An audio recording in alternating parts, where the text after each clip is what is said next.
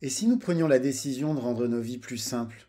Si nous commencions à prendre du plaisir en faisant beaucoup plus, mais avec moins de ressources? Si retourner à l'essentiel devenait pour chacun d'entre nous un objectif? Je m'appelle Lionel Clément et depuis une dizaine d'années, j'ai décidé de mener une vie plus simple, plus en adéquation avec mes valeurs. Durant ces 10 années, j'ai travaillé à mener une vie plus frugale et j'ai découvert que c'était absolument pas une vie triste, ennuyeuse et pleine de frustration. J'ai découvert dans la frugalité une forme d'abondance qui aujourd'hui me rend pleinement heureux, même si je suis encore loin, très loin d'être arrivé. Et je suis convaincu que cette quête de simplicité est la quête de ma vie. J'ai créé les chemins de la frugalité pour partager mon expérience, mes découvertes, mais aussi pour vous inspirer et vous donner envie, à vous aussi, de faire de l'essentiel le tout de votre quotidien. Je vous souhaite de passer un excellent moment avec moi sur ces chemins qui, au final, ne nous mènent qu'à nous-mêmes.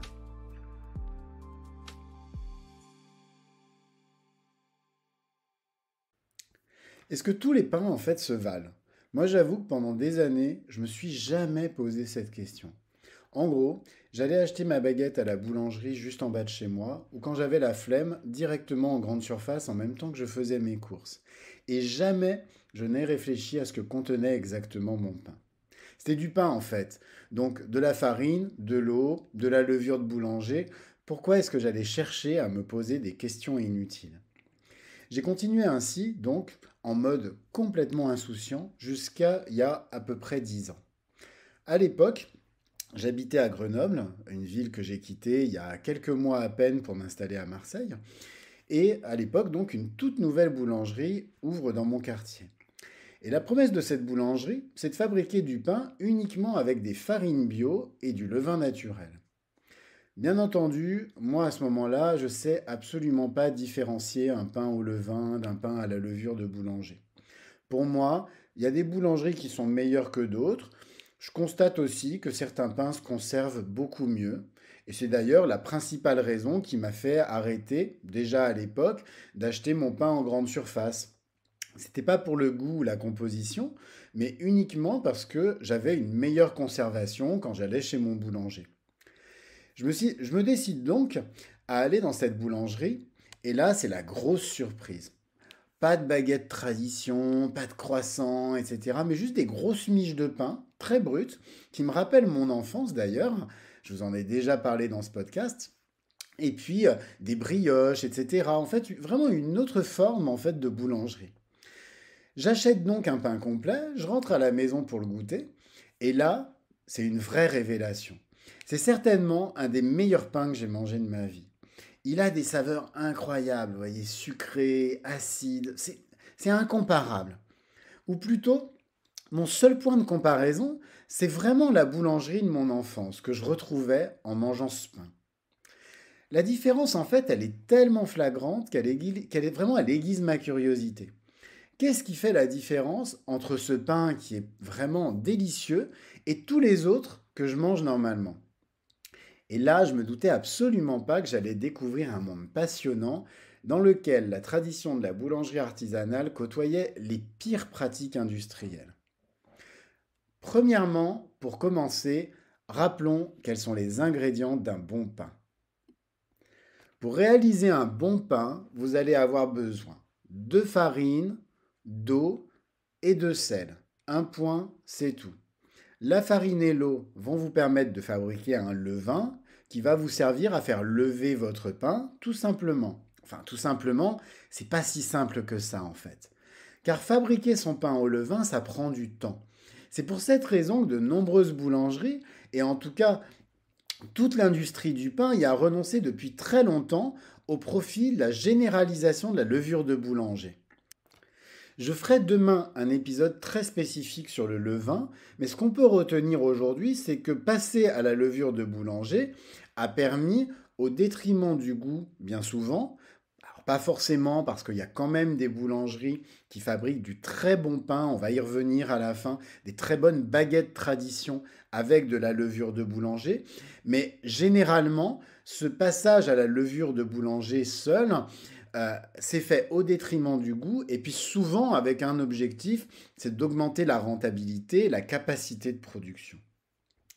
Mais la différence, elle s'arrête malheureusement pas qu'à la différence entre pain au levain ou pain à la levure de boulanger. D'autant plus, comme je disais, qu'il existe d'excellentes boulangeries qui fabriquent leur pain sans levain. Moi qui pensais qu'il ne fallait que 3 ou 4 ingrédients pour faire du pain, c'était sans compter la liste des additifs ajoutés dans la farine industrielle. Et je parle même pas des résidus de pesticides. Et ça, personne ne le sait, c'est un véritable scandale. Il faut savoir que 14 additifs sont autorisés dans le pain.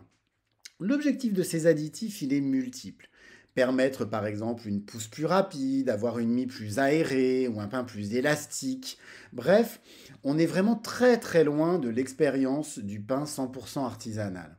Par exemple, on va trouver des émulsifiants, des épaississants, ce genre de choses, mais des choses qui n'ont rien à voir a priori dans le pain, qui sont uniquement là pour standardiser une expérience ou alors pour augmenter la capacité de production et la rentabilité des entreprises qui fabriquent ce pain. Bien entendu, l'utilisation de ces additifs n'est pas anodine. Même s'il existe des seuils à respecter, ces additifs ont un impact sur la digestibilité du pain et sont très souvent responsables de nombreuses intolérances. C'est d'ailleurs souvent pour cette raison que de nombreuses personnes intolérantes, par exemple au gluten, digèrent très très bien le pain au levain ou même une baguette tradition. Par ailleurs, la plupart des farines sont améliorées afin de pouvoir obtenir des pains de qualité constante. Ces farines améliorées, elles contiennent non seulement des assemblages de farines différentes, mais aussi des additifs. Enfin, certains pains contiennent des ingrédients qu'on peut qualifier de surprenants. Par exemple, si on regarde l'offre de pain sans gluten disponible dans les supermarchés, pain qui, je le rappelle, est vendu comme un pain entre guillemets santé, celui-ci contient des gommes comme de la gomme de goire ou de la gomme de xanthane afin de retrouver justement l'élasticité du pain. Pourquoi ce recours aux gommes? Parce que c'est moins cher tout simplement que d'utiliser des alternatives naturelles comme le psyllium ou encore les graines de lin. Bref, choisir son pain, c'est un vrai casse-tête et force est de constater que la grande majorité de la production, y compris dans de nombreuses boulangeries, ne correspond pas à ce qu'on est en droit d'attendre d'un aliment de qualité.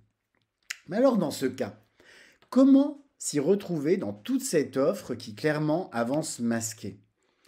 Car bien entendu, jamais ces additifs ne sont affichés et aucun boulanger ne se vante d'utiliser des farines améliorées. Eh bien c'est très simple, il faut revenir à la bonne vieille tradition du pain. Pour commencer, achetez en priorité du pain au levain. Non seulement ce pain sera beaucoup plus digeste, on y reviendra demain dans mon épisode spécifique sur le levain, mais vous avez aussi la garantie, dans les boulangeries qu'ils fabriquent, qui sont souvent des boulangeries biologiques, d'avoir un pain qui ne contient aucun additif caché. De même, pour la baguette tradition, qui elle aussi est très strictement encadrée par un décret du 13 septembre 1993, un décret qui n'autorise comme ingrédient que la farine, l'eau, la levure de boulanger, le levain et le sel. Ce décret autorise aussi 5 additifs naturels, donc il faut le mentionner, comme des farines de fèves, de soja, de malt, de blé, gluten, levure désactivée, ainsi que ce qu'ils appellent un auxiliaire technologique, l'amylase qui justement va retarder le développement de la moisissure dans le pain. Mais pour le coup, ce sont des additifs, on va dire, qu'on pourrait classer en naturels et qui ne viennent pas, en fait, ajouter des choses chimiques dans le pain.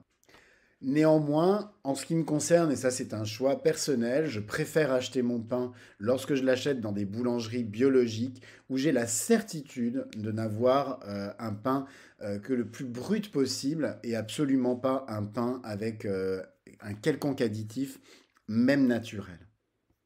Comme je l'ai dit, moi aujourd'hui j'achète plus que du pain au levain et cette absence de lisibilité très claire qu'on retrouve dans l'offre de boulangerie actuelle est aussi une des raisons qui m'a conduit à fabriquer mon propre pain.